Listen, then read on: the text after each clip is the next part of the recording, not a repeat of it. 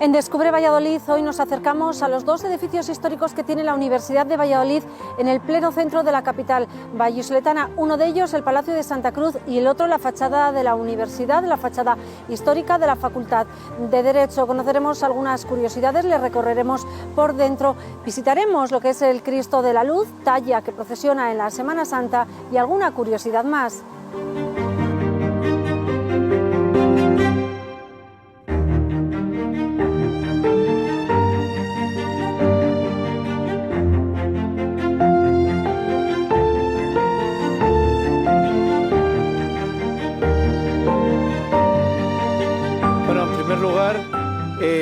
Desde luego la elección no puede ser mejor para explicar un edificio de la universidad, porque la importancia la da en primer lugar por la condición representativa de la Universidad de Valladolid, que es desde los años 80, en concreto el año 1984, el edificio va a albergar la sede de, pues el equipo rectoral, rector, secretaría general, vicerrectores, dirección del MUVA.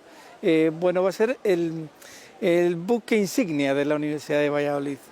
Realmente también, desde luego, la importancia radica en la calidad arquitectónica. Un edificio que a su vez está reconocido como bien de interés cultural desde el año 1955. Fundamentalmente, habría que explicar y reconocer que es el primer edificio de la península, de toda la península, en la que se ha constatado la irrupción del Renacimiento. El Renacimiento empieza en Valladolid, aquí, en este edificio.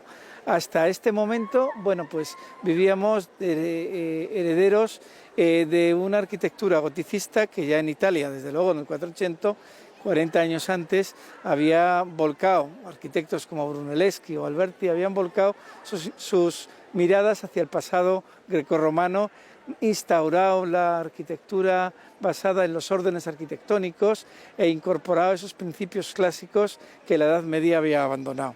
Aquí va a tardar un poco más, va a tardar hasta finales del siglo XV cuando se incorpora en él. La importancia le tiene justamente por el personaje que le manda a construir, el cardenal Mendoza. Lo más importante es cómo de una traza que inicialmente se proyecta en un estilo gótico, se cambia de arquitecto en una fecha determinada, y este segundo arquitecto, Lorenzo Vázquez de Segovia, va a incorporar los valores arquitectónicos renacentistas que hasta ahora no tenía.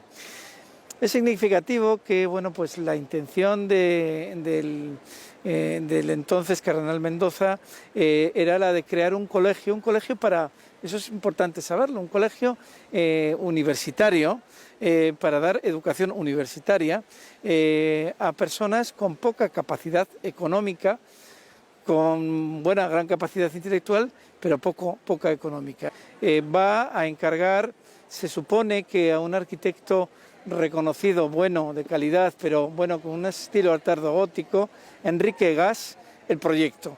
1486 se comienza a aprobar los planos.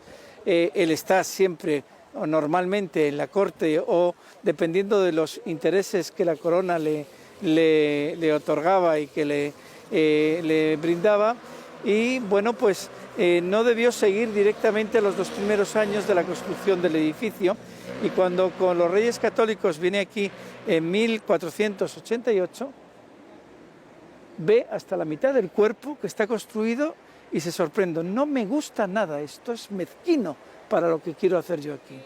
Y Lorenzo Vázquez de Segovia va a ser el arquitecto encargado de introducir esa irrupción de la modernidad renacentista en el edificio.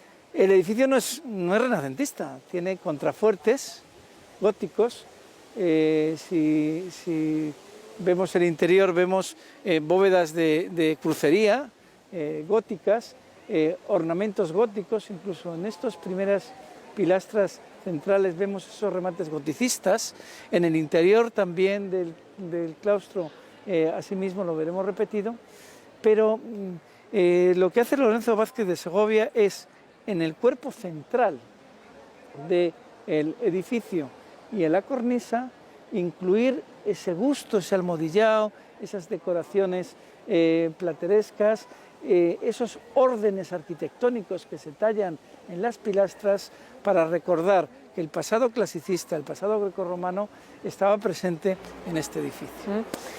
¿La fachada es tal como se concibió en un inicio o ha habido alguna reforma que ha modificado lo que estaba planteado? No, realmente, bueno, el cuerpo central sí, la parte inferior del cuerpo central sí.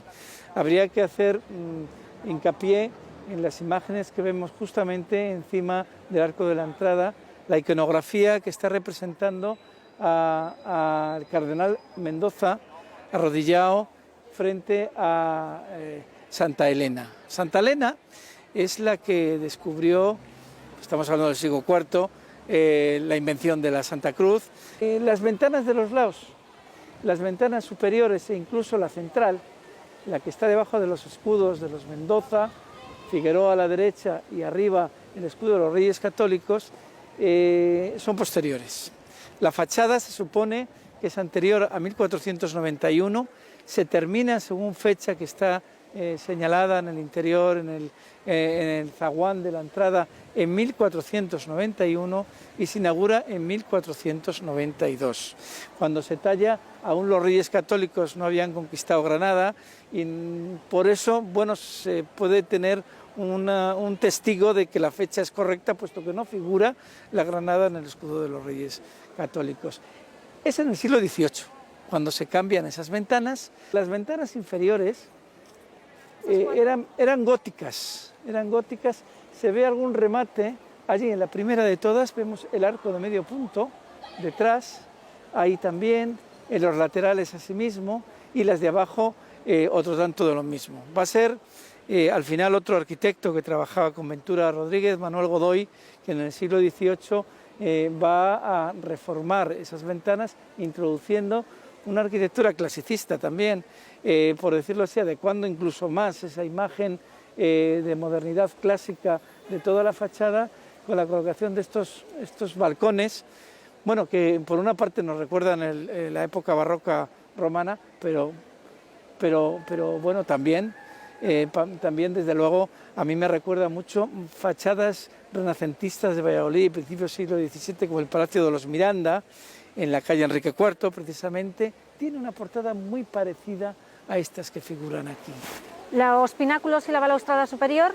Bien, los pináculos desde luego son de tradición medieval, pero toda la balaustrada, todo el entablamento que sujeta el voladizo de la balaustrada es de tradición netamente renacentista. Y bueno,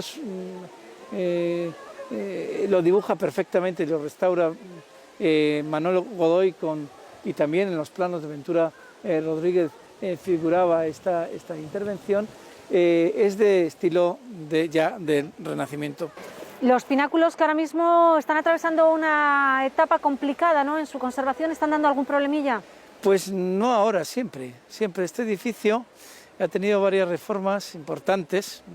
La piedra no es exactamente de la dureza que debería tener, y ya en el siglo XVII Juan de Nates, el arquitecto, famoso arquitecto herreriano, hace la primera reforma del Palacio de Santa Cruz, cambia el primer cuerpo. Montanegui el segundo y el tercer cuerpo del patio se cambia totalmente porque, bueno, pues los años, estamos hablando del 17 y del 18, desde el siglo XV han pasado más de 100 años. A lo largo de la historia ha habido muchas intervenciones, la última y creo que recordar que fue magnífica en la fachada de Eduardo González Fraile, el arquitecto, ya en el siglo XX, hace unos 15 o 20 años, restauró toda la fachada, e incluso día a día, bueno, pues hay que estar poniendo remiendos a esta joya que se convierte desde luego en la imagen de la Universidad de Valladolid. Vamos a conocer algunos de los tesoros que precisamente alberga el Palacio de Santa Cruz. Sí, ciertamente, bueno, la sorpresa que causa la entrada a este edificio empieza precisamente por el zaguán, donde estamos ahora mismo. Yo tengo que decir que recuerdo de niño una tarde de tormenta, la primera vez que entré a este espacio, la sorpresa que me causó encontrarme con el patio y con este espacio. Muy niño empecé a entender que aquí había algo trascendente y que era más que un edificio civil, evidentemente albergaba una capilla. No solamente los estudiantes cuando, a partir de finales del siglo XV, en 1492 ya se trasladaron a él, estudiaban, también tenían que seguir una vida célibe y tenían que mantener un rigor religioso diario. La misa era obligada, era diaria y para eso se construyó Lorenzo Vázquez de Segovia, siguiendo, se supone, las trazas originales de Enrique Gas, en este caso, situó aquí la capilla. Y de hecho por eso fuera tenemos la campana, es la relación que existe con la campana que hay en la fachada, ¿no? Suponemos que sí, que también existe esa relación. Desde luego, la figura también sorprendente que nos espera a la entrada detrás de la mampara de cristal, contemplable a diario. Un Gregorio Fernández. Es una de las mejores piezas de Gregorio Fernández, el Cristo de la Luz, una de las joyas de la Semana Santa vallisoletana. ¿Que procesiona los jueves, si no recuerdo mal? La procesión del encuentro de los jueves, sí, efectivamente. También vemos la ratificación de que este edificio se termina en 1491, como figura en el cartel justamente en la entrada del patio, Petrus de Mendoza Cardinalis Hispaniae 1491. Y el acceso a lo que es el patio también impresiona, grandioso, sí. La pieza caliza, además una pieza totalmente limpia.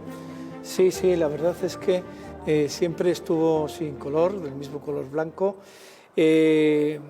Habría que decir, yo creo que es importante que nos centremos en la idea del concepto de colegio y no de palacio. Le llamamos Palacio de Santa Palacio, Cruz, ¿no? Efectivamente, y le seguiremos llamando palacio porque es el palacio de la Universidad de Valladolid.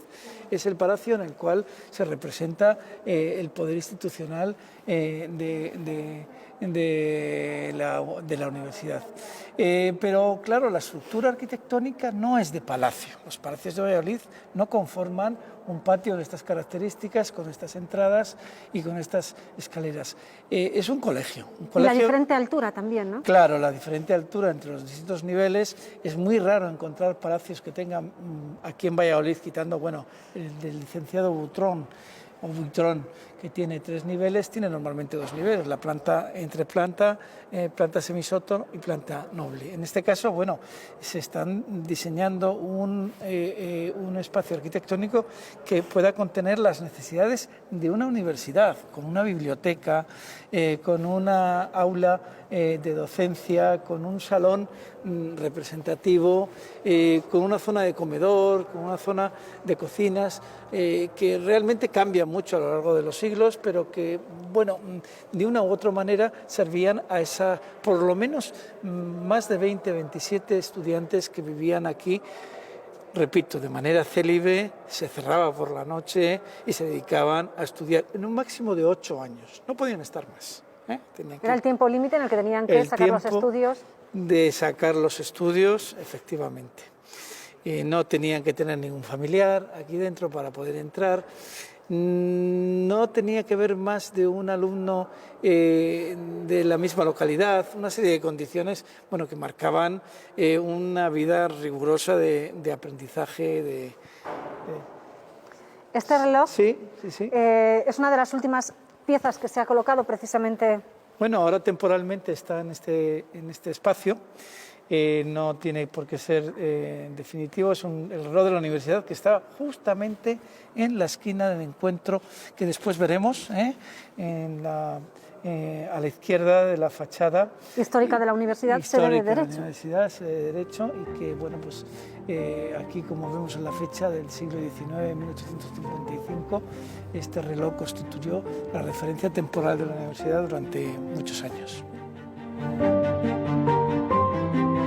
Bueno, pues lo que tenemos aquí es la fachada histórica de la Universidad de Valladolid, que, bueno, es una pieza que corresponde a 1716-1718 aproximadamente. Es una fachada que se hace bajo las trazas de Fray Pedro de la Visitación, ¿vale? Y es una fachada, pues, de orden barroco, de estilo barroco, podemos decir, de gran interés, porque en realidad supone casi como la aparición de un retablo sacralizado, pero no es un retablo del saber, no es un retablo, digamos, solamente de orden religioso, sino que tiene ese carácter civil, ¿no? Encontramos en ella, bueno, una serie de iconografías que ahora comentaremos, que creo que básicamente vienen a explicarnos las disciplinas que se imparten en la universidad, o que se impartían en ese momento. Vemos varias hornacinas y en cada una de ellas son perfectamente visibles pues, ciencias, artes. Explícanos un poquito cómo está estructurada la fachada. Bueno, la fachada se estructura fundamentalmente, de forma general,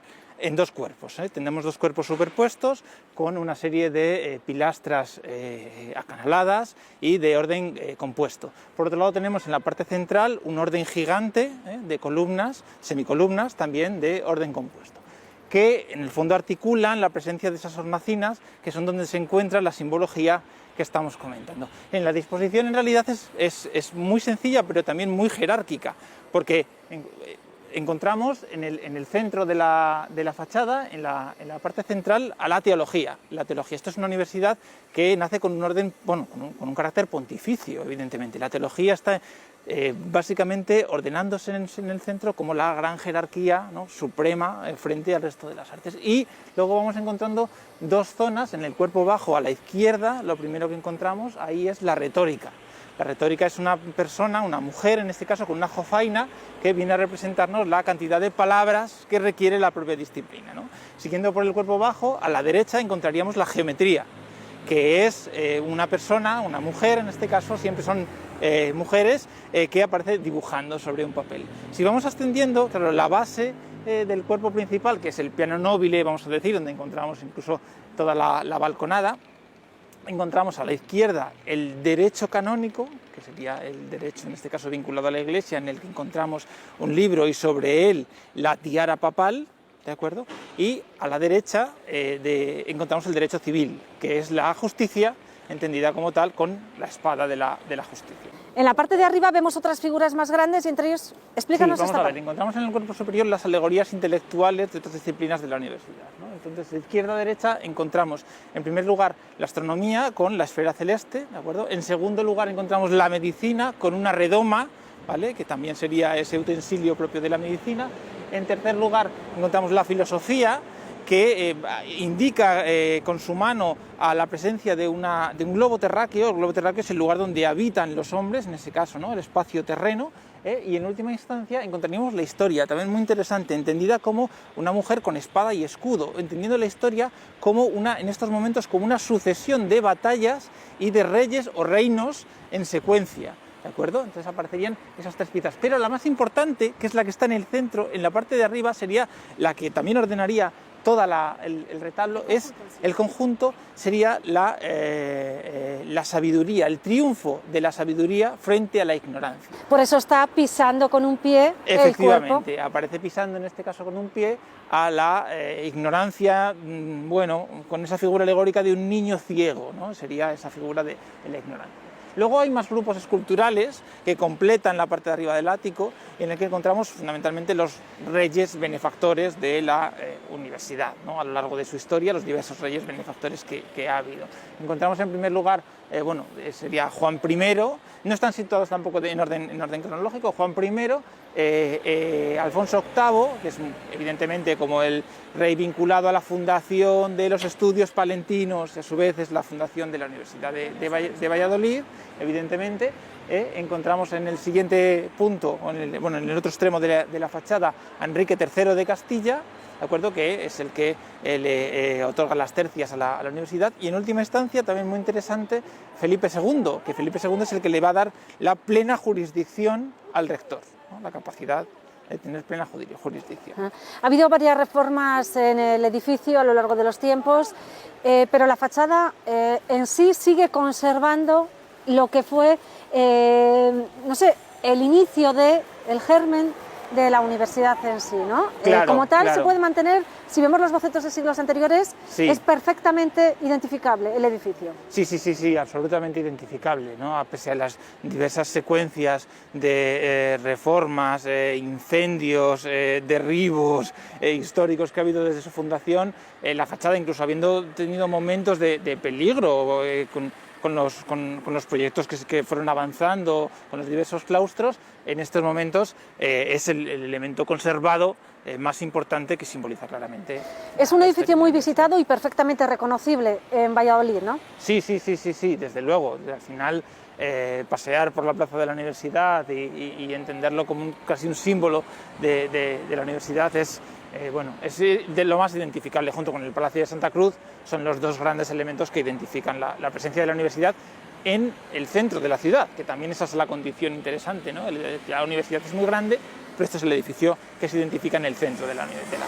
Por cierto, creo que no lo hemos comentado, que también está el escudo de la Universidad de Valladolid. Claro, esa es otra cuestión, ¿no? Esta universidad es una universidad, en el fondo, de origen pontificio. Luego, por tanto, y esta cuestión que comentábamos al principio, de que esto es un retablo, es la sacralización del saber hacia el exterior, claro, el retablo es un mecanismo de comunicación de los mensajes vinculados, en este caso, a la teología, a estos temas, pero que se muestra a la calle. La universidad de origen pontificio tiene en el centro el escudo, en el que vemos una serie de elementos que hablan de ese origen pontificio. Por ejemplo, los angelotes, que están en torno al centro del escudo, ¿de acuerdo?, que están sujetando en la parte superior la tiara papal, con esa referencia, y en la parte inferior están sujetando, que aparecen cruzadas, las llaves papales, ¿de acuerdo? Son símbolos claramente pontificios, pero en el centro, el escudo de la universidad está simbolizado por el árbol de las ciencias, que es un roble, ¿no?, el árbol del conocimiento, que ordenaría, en este caso, a través de sus ramas, todas esas disciplinas que compondrían en general todo el... Iván, mientras que esta fachada que da la plaza de la universidad está casi como se ideó, sin embargo, la lateral ha sufrido muchísimos cambios y nada queda de aquel proyecto original, ni siquiera la zona de la esquina, ¿no?, que tampoco es como la conocemos ahora. Sí, efectivamente. En esa sucesión de cambios hubo un momento que incluso cuando se planteaba casi derribar esta propia fachada, se llegó hasta la esquina y ahí encontrábamos la torre. Arriba ahora contemplamos la antigua campana que había, pero todo eso se derribó. Ahora parece un elemento muy integrado, y una persona, pues, digamos, profana a la arquitectura no entendería que son dos piezas completamente diferentes, de épocas completamente diferentes. Y efectivamente, toda la fachada de la calle Alberia es otro concepto, es un edificio de otro concepto. Iván, ahí hay una zona rectangular que parece ser como que tiene letras, pero que no son legibles. No sé si es así y ahí había algo. Sí, efectivamente, ahí sigue estando, lo poco que se ve, el lema de la universidad, Sapientia edificavit sibi domum, que es la sabiduría edificó aquí su casa. Y precisamente se encuentra a los pies, enmarcada debajo de la figura de la sabiduría triunfando sobre la ignorancia. Iván, vamos a acceder ahora a una de las zonas más reconocidas de lo que es la plaza de la universidad, y que además está relacionado con otros de los personajes de los que ya hemos hablado, que es Felipe II. Claro, efectivamente, porque Felipe II le otorga al rector de la Universidad de Valladolid jurisdicción plena, ¿no?, capacidad de tener esa jurisdicción. Y esa jurisdicción se define en el espacio de la universidad. ¿Cuál es el espacio de la universidad? Serían obviamente los edificios, pero hay un espacio que antecede al edificio, que es el atrio, que viene definido por las columnas con los diversos leones, y que además en su día se encontraba delimitado por una serie de cadenas que definían más claramente este espacio. Entonces estamos en la universidad, estamos en el exterior, pero estamos en la universidad en su ámbito de jurisdicción. ¿Qué implicaba que tuviese precisamente ese ámbito de jurisdicción? Esta catalogación, no sé, ¿qué suponía para la universidad, para el devenir? Bueno, evidentemente tenía poderes plenos en ese sentido, ¿no? Estamos hablando de una época con cuestiones de legislación en las que se impartía el derecho canónico, el derecho civil. Entonces el rector de la universidad tenía poderes plenos dentro de esta jurisdicción. Una curiosidad.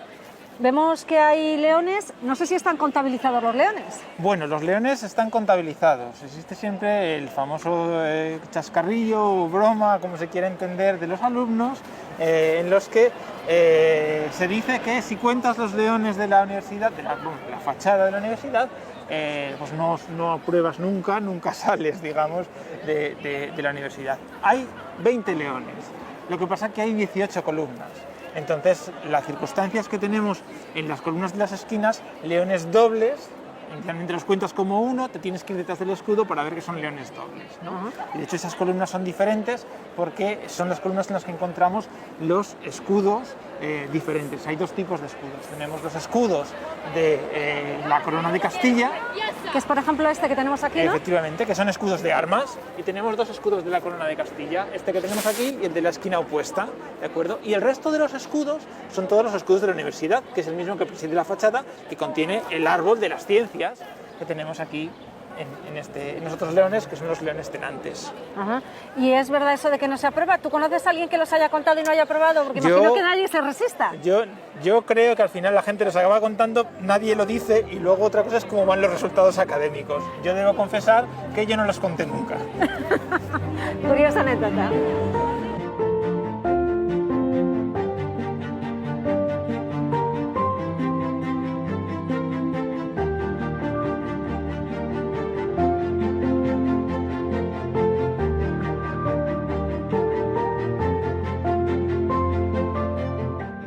Un edificio barroco, otro renacentista. Descubre Valladolid nos ha mostrado la historia de dos edificios vinculados a la Universidad Vallisoletana y hemos conocido alguna anécdota, como por ejemplo la de los leones. ¿Se aprueba o no se aprueba si se cuentan? Bueno, pues un detalle más que hemos sabido hoy.